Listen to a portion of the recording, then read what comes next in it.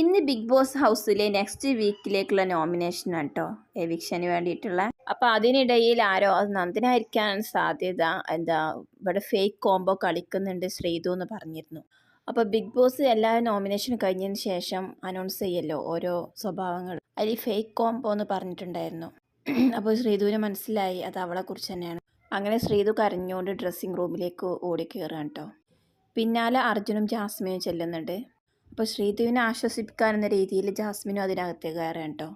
അപ്പോഴിതാ big ബോസിൻ്റെ announcement ആണ്, dressing റൂമിൽ സംസാരിച്ചിരിക്കാൻ പാടില്ല, അത് ഡ്രസ്സ് ചേഞ്ച് ചെയ്യാനുള്ളൊരു പ്ലേസ് മാത്രമാണ്. അങ്ങനെ 2 പേരെയും കയ്യോടെ പൊക്കി വെളിയിലിട്ടിട്ടോ ബിഗ് ബോസ്. കഴിഞ്ഞ ഫാമിലി വീക്ക് റൗണ്ടിൽ ശ്രീധുവിൻ്റെ അമ്മ വന്നപ്പോൾ പറഞ്ഞിരുന്നു, ആരുടെ കൂട്ടം ഇല്ലാതെ മോൾ ഒറ്റയ്ക്ക് നിന്ന് കളിക്കുമെന്ന് പറഞ്ഞിരുന്നു കേട്ടോ.